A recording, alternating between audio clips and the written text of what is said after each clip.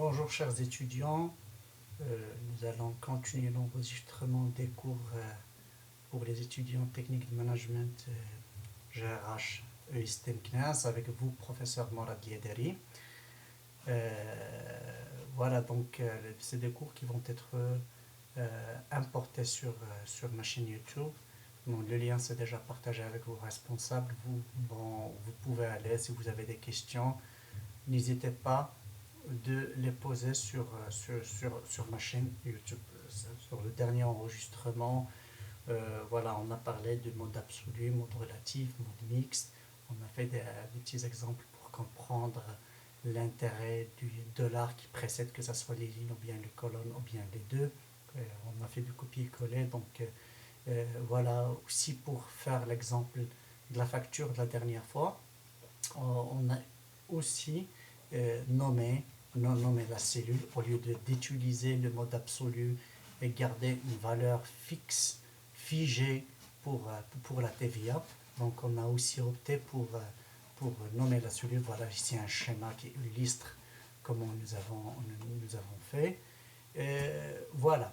Donc sous Excel, il y a plusieurs fonctions préétablies qui vont simplifier, aider à réaliser des applications intéressantes, simples, sur Excel. C'est des fonctions qui sont, quand je dis des fonctions préétablies et prédéfinies, ça veut dire que des fonctions qui existent déjà.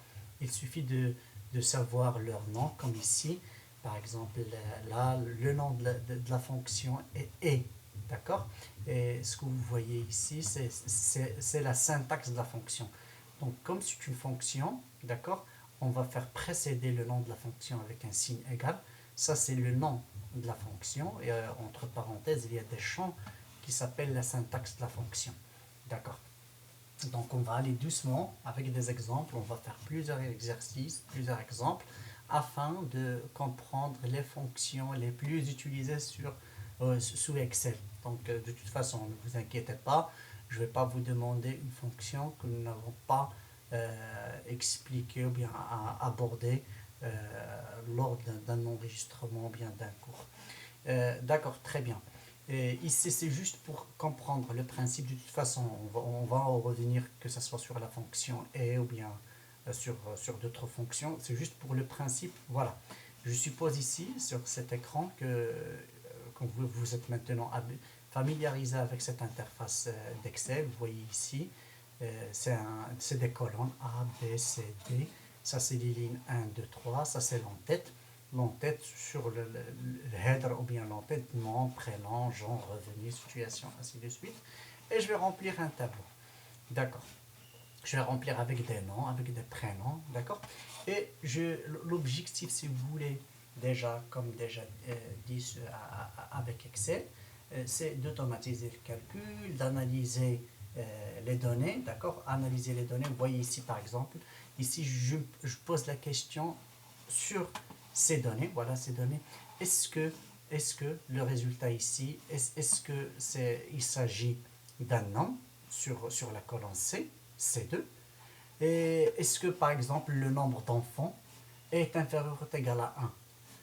Ici, si la réponse, si les deux conditions ils vont être vérifiées, cela veut dire sur le C2, je viens ici sur le C2, je trouve qu'elle est égale à 1, d'accord. Je viens sur le F2, je trouve que, je me demande, Bob, elle a combien d'enfants? Est-ce que le nombre d'enfants est inférieur ou égal à 1? Oui, 0 est inférieur ou égal à 1. Vous voyez bien que la première condition, il renvoie une valeur true. Et aussi la deuxième condition, il renvoie une valeur vraie, true. Cela veut dire que le résultat est vrai. Parce que ici, l'utilisation, quand est-ce que je vais utiliser la fonction est, c'est lorsque je veux tester deux conditions, ou bien trois conditions, ou bien cinq conditions. Est-ce que toutes les conditions, ils vont retourner une valeur vraie? D'accord. Vous pouvez imaginer ici un exemple réel. Par exemple, je sais pas moi, je veux, par exemple, l'objectif, pour allumer la clim, d'accord, allumer la clim dans une classe ou bien à la maison, je vais dire, je vais imaginer quelques conditions. Maintenant, je vais dire d'abord, est-ce que à la maison ou bien à la maison ou bien dans la voiture, est-ce que j'ai la clim? Donc, et la deuxième condition, est-ce qu'il fait froid? D'accord? Il fait froid, par exemple, la température est inférieure à 14 degrés, 15 degrés, donc je vais allumer la clim. Si les deux conditions en même temps ils sont vérifiées, cela veut dire que ma fonction il va me retourner une valeur de vrai. Maintenant, ce qu'il faut retenir, on verra, on va faire des exemples pour utiliser la fonction et ou bien la fonction ou. Et on va essayer de comprendre ces fonctions sur des carrières. C'est là où vous allez maîtriser ces fonctions. Mais pour le moment, c'est juste, je vais vous dire qu'on va essayer d'explorer, d'étudier, d'utiliser le maximum de fonctions qui sont très utilisées sur Excel. Et voilà, donc je vais en revenir sur ces deux fonctions. Et la fonction, une des fonctions qui est très utilisée sur Excel, il y a la fonction si. Si, ça dépend. Si j'utilise un logiciel Excel installé en français, je vais utiliser la fonction si. Si mon logiciel est installé en anglais, l'équivalent de la fonction si, c'est la fonction if. If. Donc, ça dépend de la version installée sur vos machines. D'accord? Vous allez vous en servir de si ou bien de if en fonction est-ce que votre logiciel est en français ou bien en anglais. Maintenant, on va essayer de comprendre cette fonction sur un exemple très simple. Vous voyez donc là sur j'ai une valeur testée, condition, formule, d'accord? Valeur, donc ici je vais par exemple j'ai une valeur, j'ai acheté un produit à 200 euros. La condition, je vais dire que est plus cher que 100 euros, d'accord? Et plus, voyez, donc je vais revenir ici sur la syntaxe. Je vais dire que ici la valeur testée, le prix du produit, elle est à 200 euros. Je vais dire si le prix est supérieur à 100, donc je vais dire que ma fonction, elle va retourner plus cher. Si cette condition est vérifiée. Cela veut dire que maintenant, vous voyez ici que de 100, elle est supérieure à 100. Donc voilà le bloc ou bien le champ qui va s'exécuter et il va me retourner plus cher. Si je vais changer ici la valeur, à la place de 200, je vais mettre par exemple une valeur de 50. 50, je la compare à 100. Non, il n'est pas plus grande que 100. Cela veut dire que ce bloc qui va s'exécuter, donc c'est sur résultat, je vais trouver ici moins cher. Vous voyez ici, on va aller tester ça pour bien comprendre. Je vais aller sur Excel. Par exemple ici, je vais dire, j'ai un prix. D'accord? Là, j'ai un prix. Prix de vente ou bien achat. D'accord? Prix. D'accord. Prix, je vais mettre ça en gras, comme ça va être lisible. Et je vais mettre ça bold. Et je vais inscrire, par exemple, ici 200. Alors, je vais inscrire la valeur de 200. 200. D'accord. Et je vais faire, est-ce que, par exemple, je vais écrire ici, je vais réserver cette case pour afficher ici, est-ce que c'est cher ou c'est pas cher. Donc, du moment que je suis en présence de deux situations, deux possibilités de configuration, je me demande, est-ce que le prix d'achat de ce produit, je vais dire, s'il dépasse 100, je vais dire qu'elle est chère. S'il est moins que 100, d'accord, je vais dire, quand je dis 100, donc dollars ou bien dirhams, moins que 100, je dis que c'est pas cher. Donc, du moment que je suis en présence de configuration, la fonction que je vais utiliser, c'est la fonction ici. Et vous voyez que Excel, là, il met pour travailler avec la fonction si ou bien if. Là, mon logiciel, il est installé en anglais. C'est la raison pour laquelle, à la place de si, je vais utiliser la fonction équivalente qui est si. Donc, pour ces équivalences, il suffit d'aller sur Internet, d'accord? Et si vous avez, par exemple, vous connaissez la fonction en français, qui est ici, vous dites, par exemple, équivalent si en anglais, Excel, et vous aurez la réponse. Donc, vous voyez ici que égal if, j'ouvre la parenthèse, regarde la syntaxe de la fonction. Excel là, elle m'aide, elle me dit logical test. C'est le test logique que je vais je vais saisir, ou bien le test pour comparer. Donc c'est ça mon test logique. Je viens là, comme la valeur elle est écrite sur cette cellule, je clique ici sur la cellule, comme ça même lorsque je vais changer de prix, donc je vais pas la fonction elle va toujours fonctionner, d'accord. Je fais est-ce que le F24 est supérieur, d'accord, est supérieur à quoi? On a dit que s'il est, on va comparer avec 100.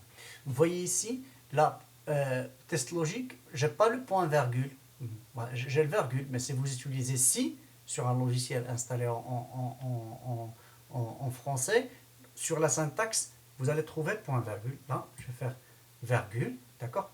Valeur if true, cela veut dire qu'est-ce que je vais faire si effectivement la valeur, cette valeur qui est écrite, qui est sur ma cellule F24, qu'est-ce que je vais faire? Qu'est-ce que je vais retourner comme résultat?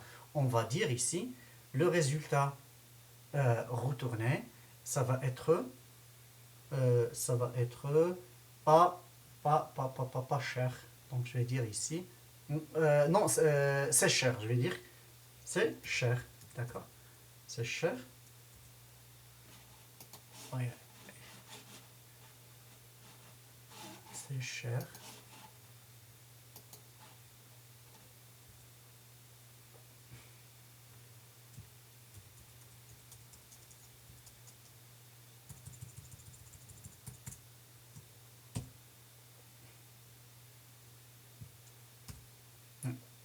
D'accord, c'est cher.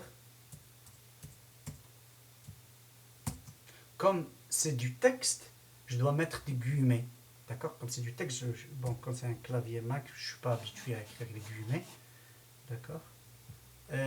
Et si le résultat est. Si la valeur écrite sur la cellule F24 est plus petite que 100, je vais dire que ça, c'est pas cher. Je tape Entrée. Vous voyez ici,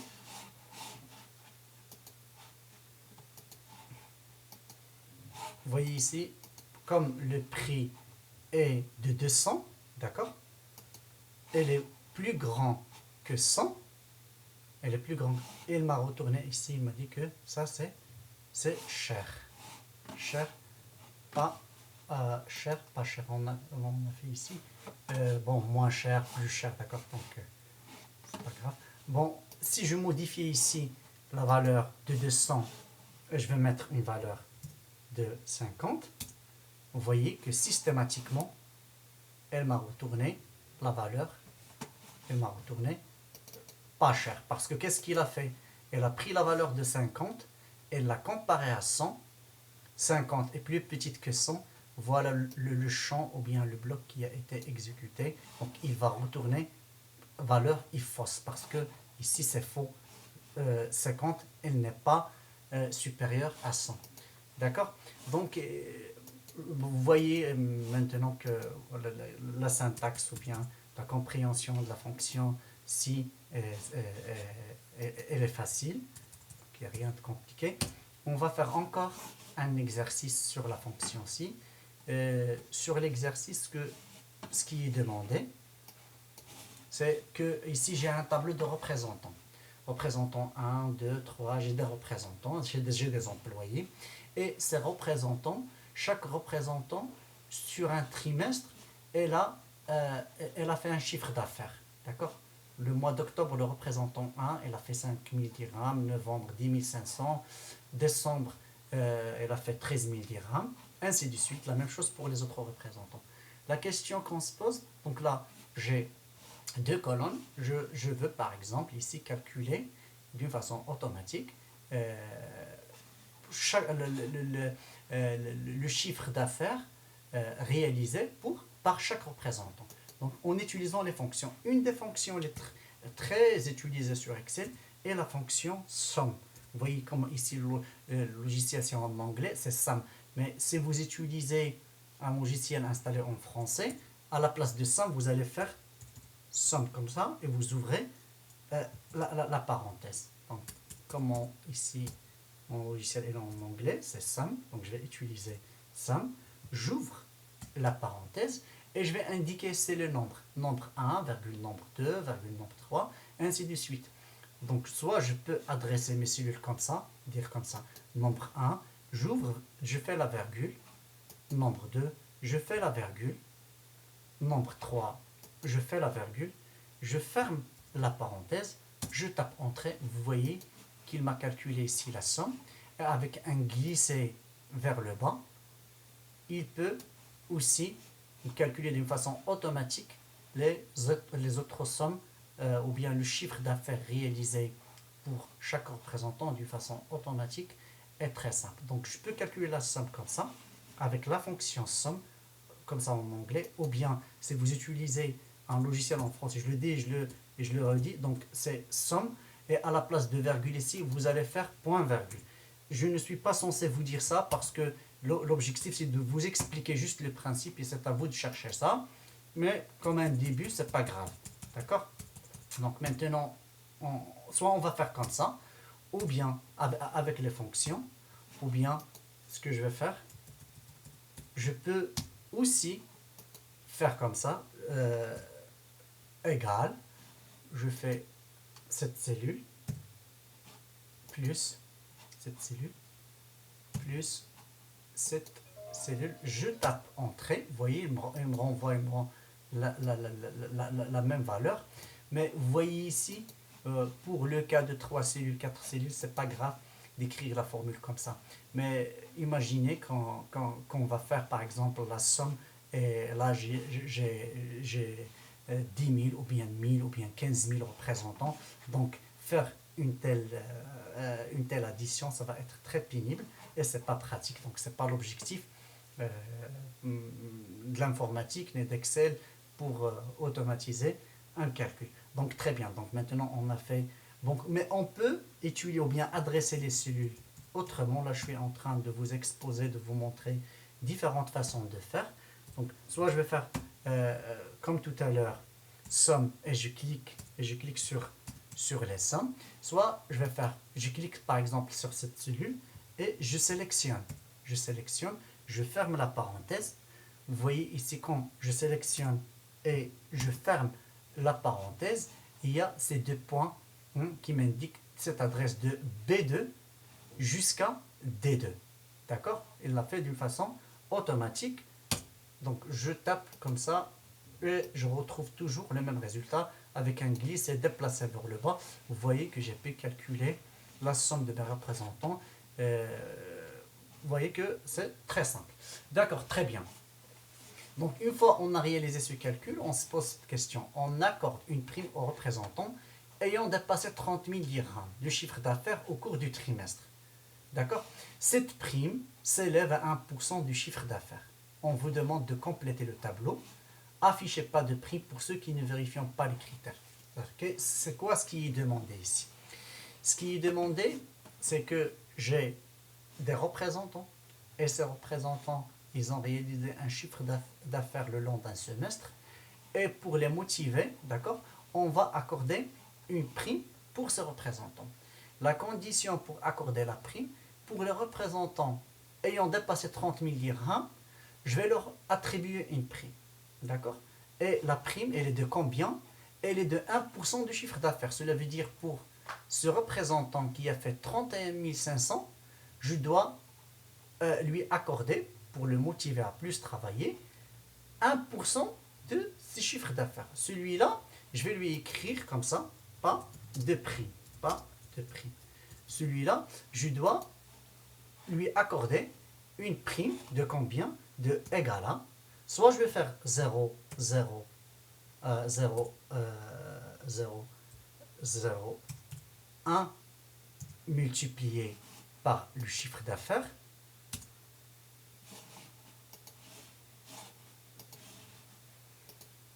il n'y a pas de virgule, 0, 0, 1 multiplié par par le chiffre. D'accord? Vous voyez ici, c'est 0,01 multiplié par E3 qui est le chiffre d'affaires et sa prime est de 315 dirhams. D'accord? Celui-là, sa prime, ça va être de 435 dirhams. Celui-là, il n'a pas de prime, je dois lui écrire pas de prime. Mais vous voyez ça, pas de prime, mais vous voyez que ça, c'est un travail manuel. S'il s'agit de 1000 ou bien 4000 représentants, je ne peux pas faire ce travail pour 4000 ou bien 2000 représentants. Donc, je veux écrire, d'accord, une fonction qui va me permettre d'écrire pour les représentants n'ayant pas dépassé 30 000 dirhams, pas de prime, et pour ceux ou bien celles qui ont dépassé les 30 000 dirhams, il va calculer leur prime. Donc, vous voyez bien, là, je suis en deux situations. Un représentant qui a dépassé 30 000 dirhams et un représentant qui n'a pas dépassé 30 000 dirhams. Donc, elle est claire que la fonction que nous allons utiliser ici, c'est la fonction. Si c'est comme tout à l'heure, lorsque j'ai dit tout à l'heure, un produit, je compare par rapport à 200. Je compare par rapport à 200 et je vais dire, est-ce que c'est cher ou bien pas cher? Maintenant, je compare par rapport à 30 000 et je vais dire, prime ou pas de prime. Mais le cas de prime, on va la calculer. C'est pas comme tout à l'heure. Tout à l'heure, on n'a fait que du texte, cher et pas cher. Maintenant, on pourra aussi, à l'intérieur de notre fonction-ci, d'introduire une formule qui va nous permettre de faire un calcul. Donc, je vais utiliser ma fonction ici, if, ou bien pour vous, la fonction si vous avez un logiciel installé en anglais, en français. Le test logical, c'est ça. C'est ce chiffre d'affaires qui occupe le E2 ici, le premier chiffre d'affaires de notre premier représentant. Je vais dire, est-ce que ce chiffre d'affaires est supérieur ou égal? Je ne vais pas être ou égal, on verra, on va revenir sur ça. Le E égal, c'est pas comme en mathématiques, ça, on va l'écrire de cette façon. Le supérieur est à côté ou égal. Je vais mettre ma virgule. Si, bon, non, je vais ma condition, 30 000 dirhams. Je fais ma virgule. Si j'oublie ici, il y a Excel qui me dit ici, écrit la virgule. D'accord? Je vais dire, si mon représentant il dépasse 30 000 dirhams, qu'est-ce que je vais faire? Je vais faire le 0,01, 1% de combien? Du chiffre d'affaires. Je vais lui donner 1% de chiffre d'affaires. Le cas échéant, le cas contraire, qu'est-ce que je vais faire? Je vais lui dire pas de prime. Je vais lui dire pas, elle est là. Je vais lui dire pas de prime. Pas de prime. D'accord? Je ferme les guillemets, je ferme la parenthèse, je tape entrée. Regardez ici, comme le représentant, elle a fait 28 500 dirhams. 28 500 dirhams, si je la compare à 30 000, elle est plus petite. Donc cela veut dire, c'est ça, c'est qui va être retourné par la fonction if ou bien par la fonction si. Pas de prime. Maintenant, d'une façon automatique, je ne vais pas faire le travail pénible manuel. Donc, je peux aller avec ma souris, comme ça, déplacer, glisser vers le bas, d'accord? Et vous voyez ici que systématiquement, pour ceux ou celles qui ayant dépassé 30 000 dirhams, et il y a le calcul de la prime qui s'affiche.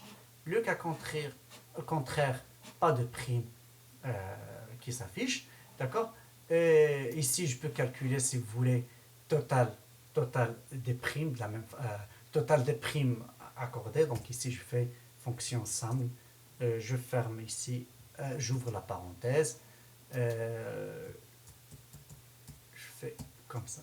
Je ferme la... Ah, pardon. Et vous voyez ici que total de la prime, et s'affiche... pardon. Ouais, elle est là. Total de prime, elle est là.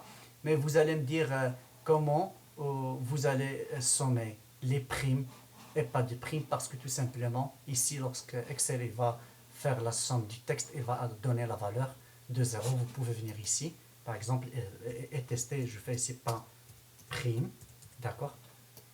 Pas prime, ou là j'écris n'importe quoi, Excel, d'accord? Et si je fais la somme égale somme, j'ouvre la parenthèse, d'accord?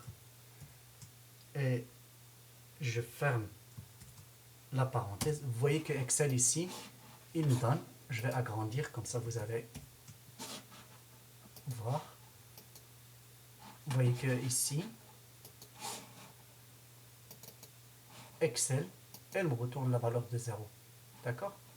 Si je mets ici un nombre, 15, d'accord? Ici, je vais faire à partir de M4, je peux aller là, modifier la valeur de 4, il va me sortir dans la somme 15, parce que j'ai mis ici la valeur de 15. Donc, pour le texte, elle l'a considéré comme 0.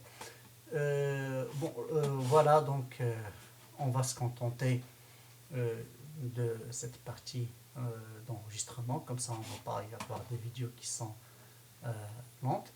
Je résume ce que nous avons fait le long de cette séance. Comme on va s'intéresser pendant ce semestre à étudier les fonctions les plus utilisées sur Excel, j'ai essayé sur cet exemple, sur ce petit épais exercice, de parler de quelques fonctions qui sont très utilisées. J'ai fait la somme, d'accord, je vous ai montré comment calculer la somme d'une façon automatique. Je vous ai aussi parlé de la fonction si. On a parlé de la syntaxe de la fonction si. On a dit qu'il y a une condition, il y a un test logique, d'accord. Le test logique ici, c'est le A2 est supérieur à 100. Je pose la question, le A2, est-ce qu'il fait froid? Est-ce que j'ai la clim? Ça, c'est le test logique. Si la réponse est vraie, donc c'est le bloc, c'est ce champ, c'est cette partie qui va être retournée par ma fonction si. Si le test logique n'est pas vérifié, d'accord, c'est ce champ, d'accord, ou bien ce bloc qui va être retourné. Donc ici, valeur, ces conditions est remplie, valeur, ces conditions n'est pas remplie ou bien n'est pas vérifiée. Donc on a appliqué, si vous voulez, cette fonction-ci sur un exemple concret, comme vous voyez. Donc je vous remercie pour votre attention et